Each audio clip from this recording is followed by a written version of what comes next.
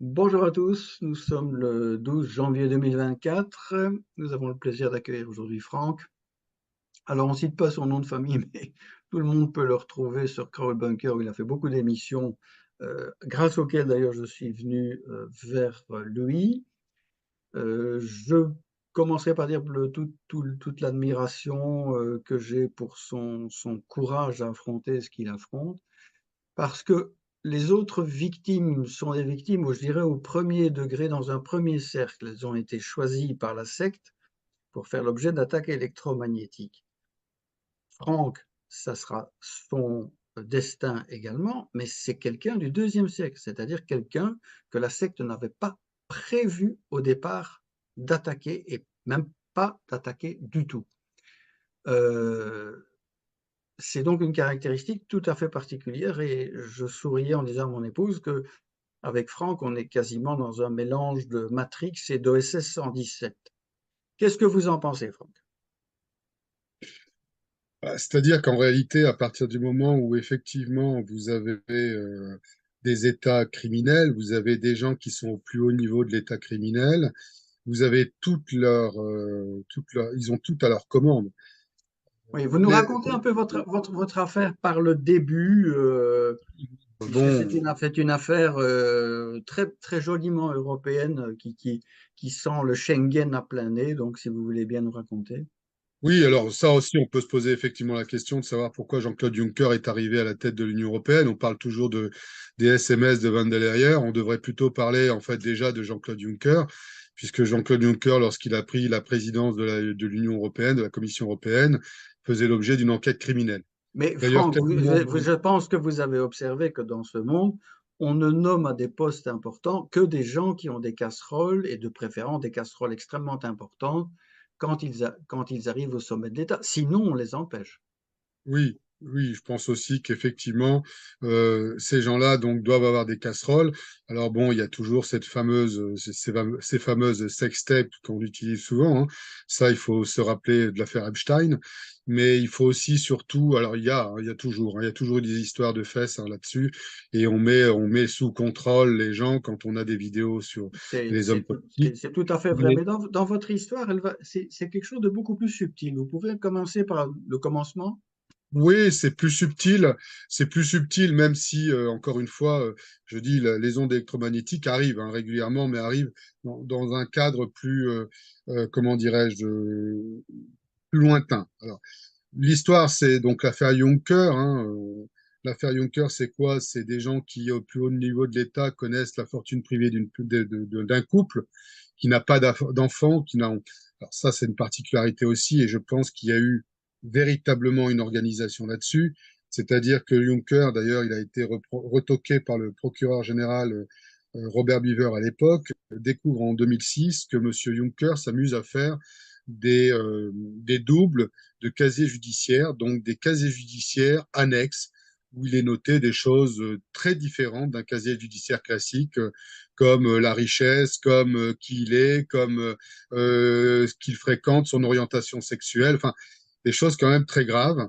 Oui, ce qui Et montre quand même que M. Juncker n'est pas sous imbibition alcoolique massive tout le temps. Il est quand même capable d'avoir de la clairvoyance et de la prévoyance.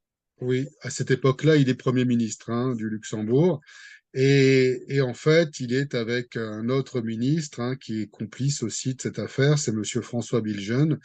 Alors, François Biljeune, c'est l'ancien ministre de la Justice. Avant la ministre de la Justice, il était ministre du Travail, hein. Il se passe les postes, en fait, comme ça, c'est comme en France. Enfin, c'est comme partout d'ailleurs aujourd'hui. C'est là où on peut se poser la question de savoir s'il y a encore des élections. Et puis, il deviendra donc ministre de la Justice en 2009. Et puis, voilà. Et donc, Monsieur Jean-Claude Juncker faisait non seulement partie de ceux qui faisaient l'objet d'une enquête criminelle, mais il y avait également donc François Biljeune et il y avait donc la notaire Martine Vénandi. Ça commence, hein, ça commence toujours par une affaire d'argent, c'est-à-dire qu'en réalité, ils ont ciblé une famille qui a encore une fois ni ascendant ni descendant, donc c'est plus facile pour eux.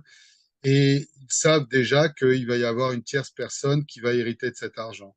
Ils le veulent surtout pas parce que cette personne non seulement est ouvrier, mais en plus est français. Donc pour les Luxembourgeois, en tout cas pour Monsieur Juncker, ça simplifie les choses et il se dit on va le gruger. Et c'est ce qu'il commence à faire par des actes criminels, donc qui sont des actes autoroutiers. Hein, souvent, ça commence par ça. Donc il y a eu des actes autoroutiers qui sont commencés depuis 2004, pour moi 2006. Alors pourquoi moi un peu plus tard? Parce que tout simplement, moi, je visiterai les terrains qui ont été volés hein, comment dirais-je, sous faux enregistrements. Je découvrirai effectivement ces terrains et que je suis une menace parce qu'on peut toujours retrouver, bien sûr, la Donc, propriété. on peut vous arrêter parce que le couple en question, riche et sans enfant, donne en héritage à un monsieur qui est votre ami. Et Tout à fait. vous n'êtes pas encore au début directement impliqué. Alors justement, c'est ça qui est intéressant en fait dans cette affaire, c'est là où on voit que il faut toujours se méfier parce qu'on ne sait jamais à quel moment on est dans l'affaire. Mais en réalité, moi, je viendrai beaucoup plus tôt, c'est-à-dire 2006, beaucoup plus tôt que les vrais préjudices, hein, parce qu'on en parlera, on va faire une chronologie des actes criminels et des assassinats, parce qu'il y a eu des assassinats. Mhm. Donc en réalité, j'arriverai un peu plus tard que mon ami, puisque lui aura ce premier acte donc criminel sur la route. Hein. Il aura ce que j'ai eu d'ailleurs en Belgique quelques années plus tard, c'est-à-dire pour moi ça m'arrivera en 2016. Mais il lui arrivera en fait une cordée de, je ne sais plus, de bêtes qui viennent depuis le terre-plein central. Et donc, pour les éviter, il fait un petit coup de volant et il fera des tonneaux. Il faut savoir que cet homme travaillait très tôt, puisqu'il travaillait dans la boulangerie, enfin, il travaillait dans la brasserie-boulangerie, donc il part très tôt de chez lui le matin, donc on connaissait son itinéraire bien sûr. Et puis bien entendu, c'était pas un accident puisque en jetant une horde de, je ne sais plus de quoi, de chevreuils, je crois, c'est évident qu'à 3 heures du matin, avec une horde de chevreuils qui débarquent de nulle part, il pouvait pas, il Ça se pouvait pas passe en France, Franck. ça se passe à la frontière franco-luxembourgeoise, puisque c'était quelqu'un qui travaillait au Luxembourg, mais qui résidait en fait sur Thionville. C'est ça, mais là, on était du côté français. On était du côté français, bien sûr. Oui, donc là, C'était d'ailleurs- les services secrets français, surtout les services militaires français, sont de grands habitués de ce genre de choses, d'accidents de voiture, puisqu'il y avait du temps de l'OS un jeune couple qui s'est fait dessouder pour les mêmes raisons, simplement parce qu'il y a eu confusion entre ce jeune couple qui était dans une voiture blanche et un avocat de l'OAS qui suivait derrière, et les militaires qui ne sont pas toujours chargés d'une quantité neuronale suffisante ont dézingué ces malheureux. Et ça a pris 20 ans aux parents pour comprendre que ça avait été ça. Mais je veux dire, il y a une grande tradition dans les services militaires action de ce genre de méthode. Alors, c'est le service action, hein, d'ailleurs, moi j'en ai été victime plusieurs reprises. C'est le service action, alors c'est des gens issus de la gendarmerie, issus de la DGSE. Enfin, ils obéissent aux ordres. Hein. D'accord. Tout dépend des OP. Voilà. Bon. Et c'est vrai que à ce niveau-là, si vous voulez, c'est pas les services français. Il faut être très clair, il faut rendre à César ce qui est à César. La France n'avait aucun rôle là-dedans jusqu'à un temps, je dirais allez, on va dire jusqu'en 2011, 2012, 2013.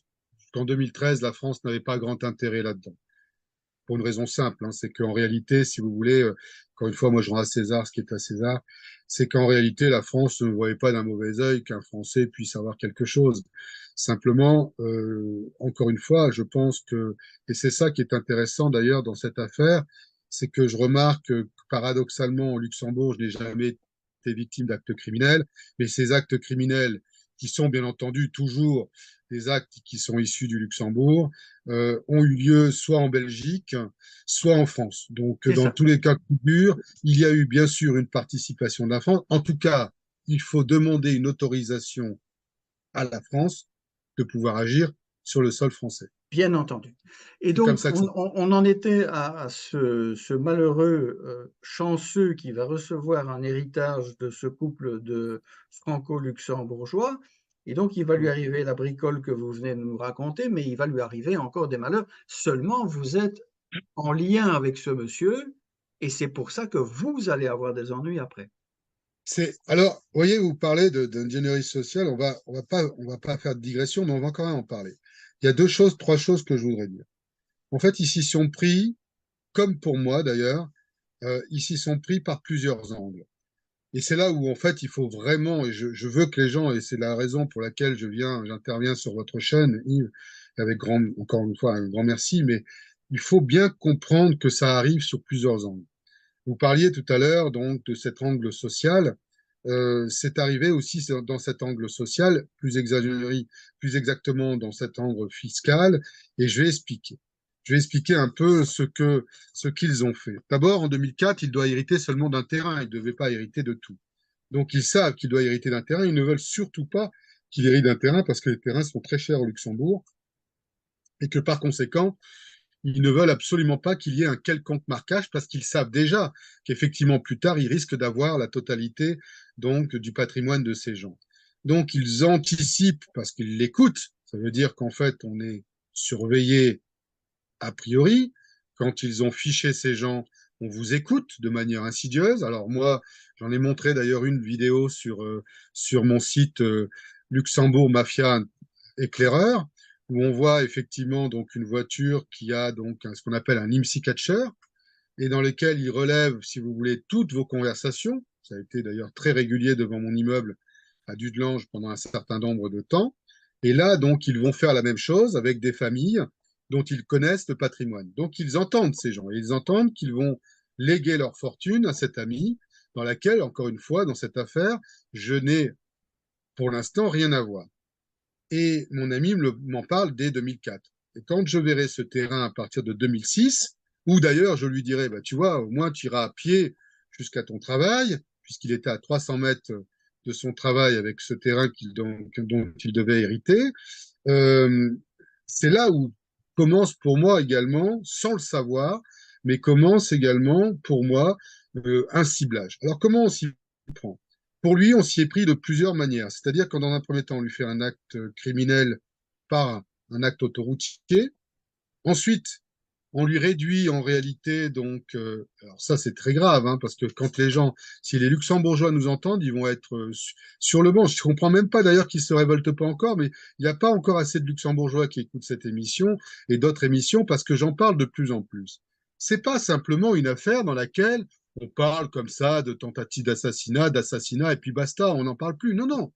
C'est une affaire qui a été sciemment orchestrée avec les moyens de l'État, c'est-à-dire que ce sont les luxembourgeois avec leurs impôts qui payent ces abrutis, hein, je parle de l'élite là-haut, qui vont donc prendre pour leur compte personnel, hein, bien sûr, hein, pas pour le bien commun, évidemment, qui vont donc utiliser les services de l'État pour donc ficher les gens, surveiller les gens, avoir de l'information, savoir leurs points faibles et bien entendu savoir également connaître leur environnement. Quand ils connaissent l'environnement de mon ami, qui était encore une fois ouvrier de son État, très bien, hein, attention, il gagnait très bien sa vie, il était responsable de chaîne, mais qui était depuis 20 ans, 30 ans d'ailleurs au Luxembourg, et voilà, pour eux, c'était pas une menace. Mais quand ils voient que pour ces gens-là, c'est pas une menace, ils vont également étudier son environnement. Et dans son environnement, il y avait Franck Coustet. À partir du moment où effectivement il y a quelqu'un alors ils étudient Franck Coustet, ils voient il est fiscaliste international, il connaît le droit, il connaît un certain nombre de choses. Donc là, ça devient une menace. Ça devient une menace, mais pour l'instant, je ne suis pas encore entré dans l'affaire jusqu'au moment où je découvre ce terrain. Et là, ça devient une double menace parce qu'ils ont déjà l'intention de préempter ce terrain. Donc, ils avaient sciemment organisé ce ciblage, cette surveillance, et après, j'allais dire, de pouvoir faire n'importe quoi parce que, encore une fois, mon ami n'était pas au fait de tout ce qui s'était passé. Il pensait que le terrain devait être préempté parce qu'il y avait une école qui devait s'agrandir. Alors, parallèlement à ça, ils savent aussi ses revenus, ils connaissent ses revenus, ils gagnent bien sa vie. Et pour limiter, j'en arrive au deuxième point qui est intéressant, parce que c'est ce qui m'est arrivé également donc en 2014, pour limiter en fait tout le temps, il y a ce côté paupérisation, parce que grâce à la paupérisation, comme ça, vous n'avez plus les moyens de prendre. Alors, vous n'avez plus les moyens de prendre des avocats, et puis d'autre part, vous essayez de lutter, donc vous allez essayer d'en gagner davantage d'argent autrement, donc en travaillant davantage, et ne pas faire attention à tous les signes qui auraient dû être, bien entendu, des signaux rouges, hein, des signaux rouges. Une petite pause. Tout ceci, tout ce que vous racontez est le gang stalking, le harcèlement en réseau d'anthologies dont vont être victimes la grande majorité des victimes d'attaques électromagnétiques ensuite, hein. Donc la paupérisation est au bout du chemin. Exactement. Alors ça, c'est pour ça que je vous dis, Yves, c'est dans un deuxième ou troisième temps, parce que, comme vous dites, le problème des ondes électromagnétiques, c'est que même si c'est assez réduit sur un faisceau qui peut être un faisceau réduit, en tout cas concentré, il n'en demeure pas moins, si vous voulez, que tout ce qui se passe à côté peut être une menace, parce qu'il va y avoir, bien entendu, des conséquences dramatique, puisque je vous dis, il y a eu une personne qui a été, donc pour moi, assassinée, bien sûr, hein. C'est de l'assassinat, c'est pas autre chose. Et voilà, Euh, vous parlez de la personne, du mari du couple qui s'est retrouvé assassiné, enfin suicidé de 2 balles ou quelque chose comme ça. alors, lui, non, lui, il s'est fait carrément assassiner par sa propre carabine. On lui a fait croire que c'était un suicide. En revanche, il restait la veuve, et la veuve, ils ont dû effectivement lui donner des ondes électromagnétiques. C'est là ils ont commencé, parce que ça commençait à faire bien. Une fois une balle, ça va, mais après, ça commence à devenir lourd. Donc, la veuve qu'on retrouvera, alors je ne vais pas vous donner les moyens techniques, mais les moyens techniques, c'est très simple, hein. Il y a du thermique pour repérer la personne, il y a une concentration de faisceaux Ok. avec des ondes électromagnétiques, et quand elle arrive dans l'escalier, ben bon, il lui balance donc une fréquence qui la déstabilise. Et donc, elle était tombée dans l'escalier. Et bien entendu, elle s'est cassée. Elle n'aurait jamais dû en survivre, mais elle en survit. Grâce certainement à la femme de ménage qui arrive le lendemain, qui la retrouve et qui l'envoie dans une maison de, qui l'envoie à l'hôpital. Donc, elle n'est pas morte sur le coup. Elle n'est pas morte du tout d'ailleurs, heureusement. Elle n'est pas morte. Elle est restée un mois et ensuite ils la cacheront dans la maison de retraite C'est ça. Saint-Jean-de-la-Croix. Oui. Donc, c'est Et pour alors, vous dire. votre ami, l'heureux dépositaire de l'héritage, que lui arrive-t-il? Alors lui, il lui arrive donc un premier accident. Ensuite, il vote une loi comme quoi il ne pourra pas faire des œuvres supplémentaires. C'est grâce aux heures supplémentaires qu'il arrive donc à mieux vivre. Donc il va arriver à cette paupérisation, ce qui fait que pour moi, je, je, je vais l'aider à un moment donné parce que ses enfants font des études et que je lui donne donc de l'argent pour pouvoir, je donne une voiture à son fils pour qu'il aille étudier. Je donne de l'argent parce que j'en avais encore les moyens à l'époque et donc, je le faisais en toute amitié. Il n'y avait rien de, au moins, même pas, d'ailleurs, en me le rendant, la voiture, je lui prêtais. Et donc, moi, Et si c'est vous comme ça voulez, que j'étais même pas dans l'affaire. oui, c'est ça, mais que Franck Coustet va commencer à rentrer dans l'affaire. Voilà. Bah, tout de suite après, donc, la visite de ce fameux terrain, qui peut être une preuve, puisqu'aujourd'hui, je dis, voilà, ces terrains-là appartenaient à la famille, et apparemment, aujourd'hui, on a repéré sur le cadastre, ça n'aurait jamais appartenu à la famille. Donc, ils ont fait des faux enregistrements publics sans aucun problème. Oh, Imaginez jusqu'où c'est on pas va. possible. Je ne peux pas vous croire. C'est- ouais, ouais. Donc, ça montre aussi ce déchaînement euh, encore une fois, ce déchaînement de circonstances dramatiques, parce que si les Luxembourgeois apprenaient aujourd'hui qui est à l'origine de tout ça, mais ces gens-là seraient lynchés dans l'heure qui suit. On peut Surtout que les l'espérer, mais Luxembourgeois, j'en suis pas si sûr. C'est une hypothèse optimiste. Franck, donc non, non, je pense vous arrivez qu'il y a- dans le piège. Je pense que votre ami, l'heureux héritier, il va lui arriver des bricoles aussi. Ah bah certainement, oui, il doit y avoir. Il a dû, il avait des problèmes aussi à un moment donné d'équilibre, donc ça, c'est typique des ondes électromagnétiques, hein, parce que ça laisse des conséquences. Et mon ami, donc, qui sera victime dans un premier temps, comme je vous l'ai dit, de ces actes autoroutiers. Ensuite, il sera victime d'une paupérisation parce qu'il ne peut plus faire d'heures supplémentaires, parce que Monsieur François Bilgen, qui était à l'époque ministre du Travail, fera voter une loi en disant que maintenant, on arrête les heures supplémentaires. Donc, vous voyez que c'est bien fait. C'est le même Bill Jeune qui sera ministre de la Justice qui, en 2014, votera une loi pour taxer, comment dirais-je, pénaliser la taxe de roulage, ce qui fait qu'aujourd'hui, j'ai un marquage sur mon casier judiciaire à cause de ça. Pénaliser les taxes de roulage. Vous savez ce que vous payez Oui, annuellement aux taxes de oui, oui, très roulage? bien, très bien, très bien. Le mettre sur le casier judiciaire. Enfin, ils l'ont mis. Ils l'ont mis un an. Mais le Le temps de diable est me dans faire les valider. détails. Le diable est dans les détails, hein. Donc, Non, mais si c'est vous voulez, intéressant parce que oui, il faut bien si vous voulez, on comprendre. avance encore un peu sur l'affaire. Donc, ce qui va vous arriver après, ça commence comme quoi on arrive vers 2014, je pense. Oh non, ça commençait bien après parce qu'ils font ça pour plusieurs étapes. Après, vous avez le relais franc-maçon. C'est-à-dire que dès 2005, moi, je finance un immeuble dont j'avais à peu près la moitié et on me dit, il n'y a aucun souci, monsieur, il n'y a aucun souci, monsieur Coustet, il n'y a aucun souci. Et là, je me rends compte que ça traîne jusqu'au moment où on me donne un mail en me disant, c'est OK. Donc, je dis, ça va se faire. Puis ensuite, on me dit, non, c'est plus OK. Visiblement, c'est quelqu'un qui avait pris qui avait pris l'autorité, le chef d'agence ou quelqu'un d'autre. Et puis, c'est refusé par plus haut parce que plus haut a été, euh, comment dirais-je, a été sifflé hein, de ne pas donner ce prêt. Donc, en réalité, j'attendrai jusqu'en 2008 et j'aurai la moitié de ce prêt, ce qui ne me sert à rien puisqu'en fait, il me fallait la totalité pour refaire les travaux. Et bien entendu, comme je ne ferai pas de travaux, je perdrai mes locataires. En 2009, et j'arriverai en 2009 et après je repartirai en 2011, 2012, en 2009, donc, après 2009, ce qui se passe, c'est que ils ne me donneront pas le prêt. Ils feront même des faux en écriture et ils ne seront même pas poursuivis. Ils ne me donneront pas du tout le prêt, je perdrai mon immeuble finalement en 2012. Parallèlement à ça, en 2011, il commence. Alors, il commence plus ardemment, puisque là, c'est par des milieux plus familiers, plus personnels. J'ai une amie qui me trahit et qui donc commence à me voler des choses importantes comme ma clé USB sur laquelle j'ai des emails, comme effectivement donner du renseignement à ces gens-là, ce qui leur permet de savoir beaucoup de choses, comme le faire écouter, comme cloner mon disque dur. Donc, elle participe à ce mouvement, et toujours pas sous enquête. Hein. Le franc-maçon pour lequel je vais descendre donc à Nice n'a rien vu, il n'a absolument rien vu lui. Hein.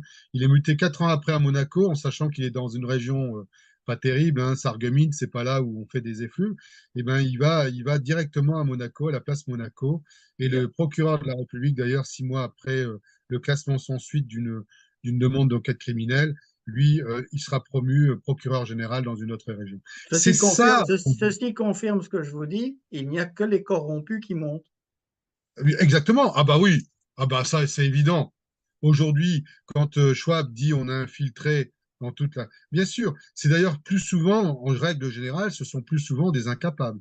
Ce sont des gens qui sont bons à rien, on va dire, et qui vont donc, grâce à cette frange, de pouvoir obtenir. Alors, ils vont pas arriver à un certain niveau, hein, attention, hein, c'est toujours la même chose. À un moment donné, D'accord. il y a quand même les compétences qui vont jouer. Hein. Mais dans certains métiers, si on ne fait pas grand-chose, on est encore mieux récompensé. Voilà, ça c'est sûr. Et c'est pour ça d'ailleurs qu'il faut se battre contre la justice franc-maçonne, parce que si vous n'avez plus de justice en France, si vous n'avez pas de justice en France, vous devez vous poser des questions. Il y a deux choses qui font qu'aujourd'hui, il n'y a plus de justice en France. C'est que d'une part, Valls, avant de partir, parce qu'avec le nombre de conneries qu'il a faites, il fallait qu'il fasse l'exécutif, donc a signé un décret comme quoi l'exécutif, enfin, le pouvoir judiciaire était sous l'exécutif, donc forcément, vous n'avez plus de justice. Déjà, c'est le premier point. Voilà, la justice n'est plus indépendante. Et le Tout à deuxième fait. point, c'est que au sein même des ministres, au sein même, pardon, des juges, vous avez de nombreux juges francs-maçons et ceux-là pensent à leur carrière. Alors, moi, je leur dis ce soir d'ailleurs, hein, si vous me permettez, je leur dis, mais ne croyez surtout pas que vous allez faire carrière. Ne croyez surtout pas que ça va encore durer 20 ans comme ça a duré 40 ans derrière. C'est impossible. Ça ne va pas durer du tout. Et au pire, au mieux, ça serait que vous preniez votre indépendance parce que demain, ça sera le contraire, mais là, il n'y aura pas de pardon. Et c'est pas moi qui le dis, c'est ce qui va se passer. Donc, si on a Absolument. aujourd'hui une telle ouverture, une telle transparence, c'est que cette transparence va se faire à tous les niveaux et découvrir justement à quel point ces gens donc n'auraient même pas mérité leur place, mais qu'en plus ils ont jugé de manière en déni de justice en fait. Donc Tout ils à n'ont pas fait. Et jugé. donc, si on prolonge votre histoire On maintenant, prolonge, alors, on prolonge effectivement. Donc on va toujours la même chose, hein. C'est-à-dire des actes purement criminels sur la route, souvent, hein, si on ne peut pas faire ça, on fera ça autrement, par des maladies, par des choses comme ça. Ensuite, on paupérise. Donc là, ça veut dire que les gens vont se battre, ils vont être énervés, donc ils vont. Ensuite, ça ne marche pas, ils vont rentrer dans le relationnel. Si vous avez un relationnel qui est bien entendu, qui n'a pas beaucoup de valeur, on va dire. Hein. Si c'est un relationnel qui veut se venger, ils vont bien étudier la psychologie, hein, il n'y a pas de souci. Donc ensuite, ils vont essayer par des gens de vous faire changer d'avis. S'ils voient que ça ne va pas, ils peuvent en arriver à la manière directe, hein. Moi, j'ai eu des manières directes. Vous parliez tout à l'heure des services actions. Oui, je les ai eus plusieurs fois. Oui, je les ai eu plusieurs fois. Il a été très étonné d'ailleurs que je passe à côté de lui pour lui dire qu'il n'avait pas de couilles. Mais voilà, mais ça, si vous voulez, c'est le mettre. Mais enfin, qu'il sache que je vais le retrouver quand même, que je vais les retrouver tous les deux, hein. Il n'y a pas de souci. Ils ont déjà été identifiés d'ailleurs. Comme ça, vous aurez un scoop également. Et chaque chose en son temps. Et donc, en réalité, si vous voulez, le vrai souci, c'est qu'une fois que la bataille physique ne réussit pas, qu'est-ce qu'ils peuvent faire? Et là, on arrive aux ondes électromagnétiques. Les ondes électromagnétiques, ça perturbe un champ. Donc, il faut bien comprendre que ça perturbe beaucoup de choses et qu'on Attendez, Franck, si l'utilise. vous voulez bien, donc vous avez eu ces tentatives de meurtre qui n'ont pas abouti. On en parlera peut-être dans la deuxième partie de l'émission parce qu'il y a un certain nombre d'anecdotes qui vraiment font James Bond de OSS 117. Et donc, ils vont passer progressivement à la vitesse supérieure, c'est-à-dire aux armes électromagnétiques, et on va ébaucher dans cette fin de première partie ce qui va vous arriver. Bah, les ondes électromagnétiques, si vous voulez, c'est le but, le premier but, hein, des ondes électromagnétiques, c'est qu'on peut vous faire, selon la fréquence, on peut vous faire péter un câble. C'est d'ailleurs ce qui est arrivé à mon ami. C'est comme ça. Donc, c'est le deuxième assassinat par les ondes électromagnétiques. Parce que selon les fréquences, on peut être très positif et on peut être très négatif.